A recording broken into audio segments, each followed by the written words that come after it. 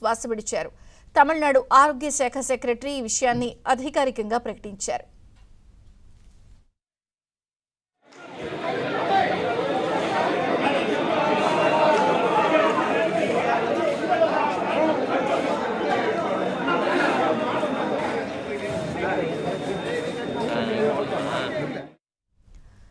విజయకాంత్ అసలు పేరు నారాయణ్.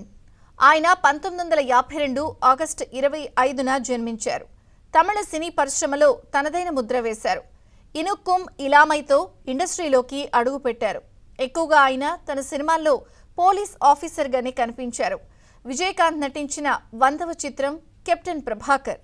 విజయం సాధించిన తర్వాత నుంచి అందరూ ఆయన్ని కెప్టెన్గా పిలవడం ఆరంభించారు.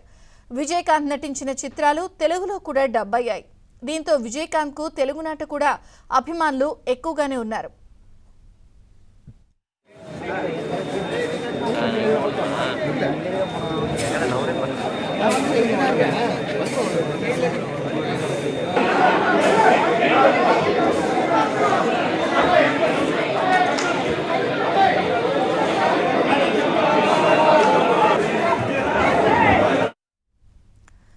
విజయకాంత్ రాజకీయాల దిశగాను తన ప్రస్థానం సాగించారు. 2005 సెప్టెంబర్ 14న డిఎండికే పార్టీని విజయకాంత్ స్థాపించారు.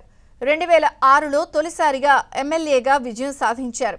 2011లో ప్రతిపక్ష నేతగా ఉన్నారు.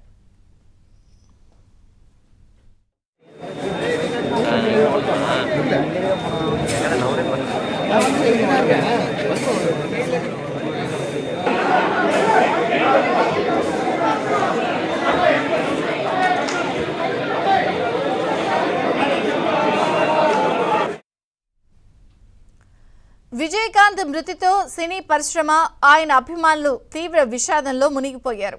మియాట్ ఆసుపత్రికి కుటుంబ సభ్యులు, బంధువులు చేరుకుంటున్నారు. ఆసుపత్రి వద్ద పోలీసులు భారీగా మోహరించారు.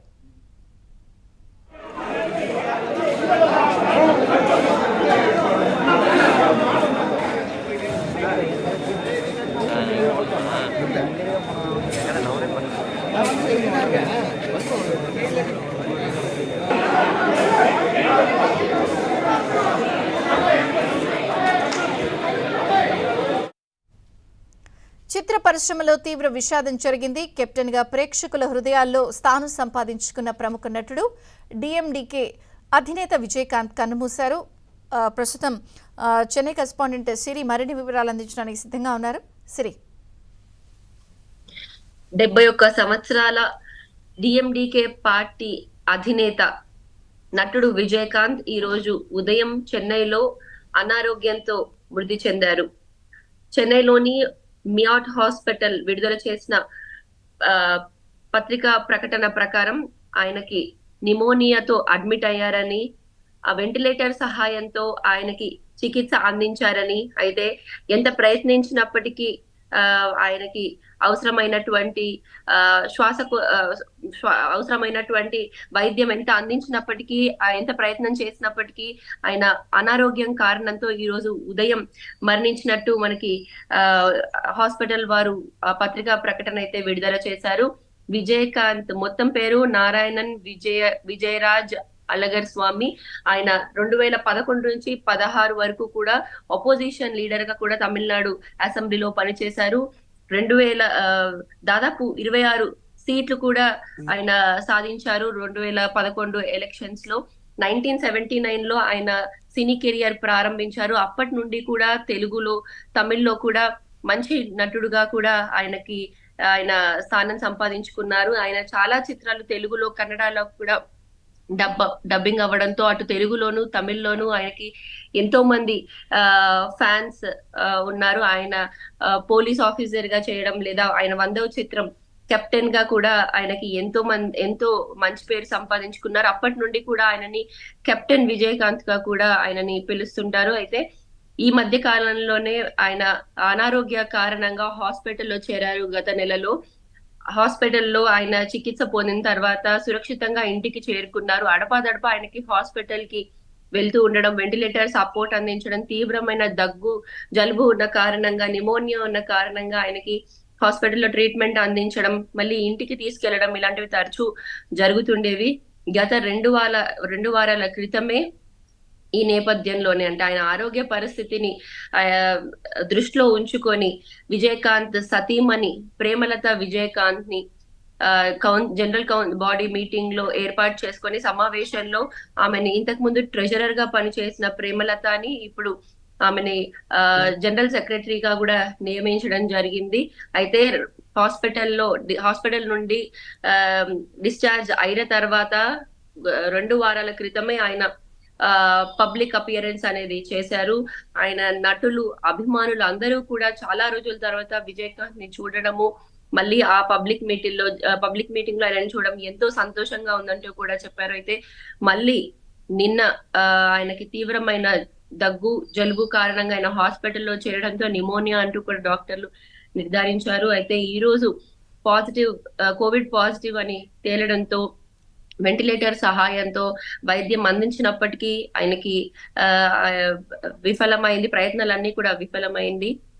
ఈ రోజు ఉదయం ఆయన మరణించారు. దీంతో ఆయనకు ఉన్నటువంటి అభిమానులు యావత్ తమిళనాడులో కాదు, సౌత్ లో కూడా, ఇటు ఆంధ్ర తెలంగాణలో కూడా, తెలుగులో కూడా ఎంతో మంది అభిమానులు ఉన్నారు. వారందరూ కూడా హుటాహుటిన హాస్పిటల్ వద్ద చేరుకోవడము, వారి అభిమాన నటుడిని ఒక్కసారిగా చూడాలంటూ కూడా ఎంతో ఆవేదన పడుతున్నారు. హాస్పిటల్ వద్ద, అలాగే చెన్నైలోని సాలిగ్రామంలోని ఆయన ఇంటి వద్ద కూడా అభిమానులందరూ కూడా పెద్ద సంఖ్యలో అక్కడికి చేరుకొని వారి అభిమాన నటుడిని చూసేందుకు ఎంతో మంది తరలి వస్తున్నారు. ఇక ఇటు రాజకీయ నాయకుడిగా కూడా మంచి పేరు సంపాదించుకున్నాడు. అటు సినీ రంగంలో కూడా ఆయన చేసినటువంటి వైవిధ్యమైనటువంటి క్యారెక్టర్స్ తో కూడా ఎంతో మంచి పేరు సంపాదించుకున్నాడు.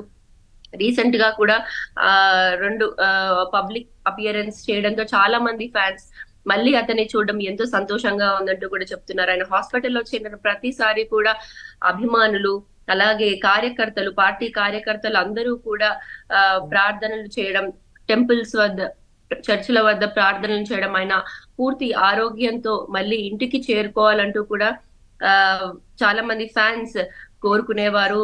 అతని ఆరోగ్య పరిస్థితి నిలకడగా లేనందున పార్టీ యొక్క కార్యకలాపాలన్నీ కూడా వారి భార్య ప్రేమలతనే దగ్గరుండి చూసుకునేది. భార్య ప్రేమలత తమ్ముడు కూడా పార్టీ యొక్క కార్యకలాపాలు, మీటింగ్స్ అన్ని కూడా ఆయన దగ్గరుండి చూసుకునేది. అయితే రీసెంట్ గా జరిగినటువంటి కౌన్సిల్ మీటింగ్ లో కూడా భార్య ఆయన ఆశీర్వాదంతో జనరల్ సెక్రటరీగా ఓత్ తీసుకొని రాబోయే ఎలక్షన్స్ లో చాలా డిఎండికే పార్టీకి గట్టి పోటీ ఇవ్వనున్నారంటూ కూడా చెప్పారు. ఏ పార్టీస్ అయినా అలయన్స్ కుదుర్చుకునేందుకు తాము రెడీగా ఉన్నారంటూ కూడా తాను ఓత్ తీసుకోవడం జరిగింది. అయితే మళ్ళీ రీసెంట్ గా ట్యూస్డే రోజే తీవ్రమైనటువంటి దగ్గు జలుబు కారణంగా ఆయన హాస్పిటల్లో చేరడంతో, నిమోనియాని తేరడంతో ఈరోజు కోవిడ్ పాజిటివ్ అని డాక్టర్స్ నిర్ధారించడంతో ఆయన ఈరోజు ఉదయమే తుది శ్వాస విడిచారు. భారీ సంఖ్యలో ఆయన అభిమానులందరూ కూడా వారి ఇంటి వద్ద చేరుతున్నారు. ఆయనకి ఫైనల్ రైట్స్ చూసేందుకు కూడా అభిమానులందరూ కూడా తరలి వస్తున్నటువంటి పరిస్థితి ప్రస్తుతం చెన్నైలో నెలకొంది. Thank you.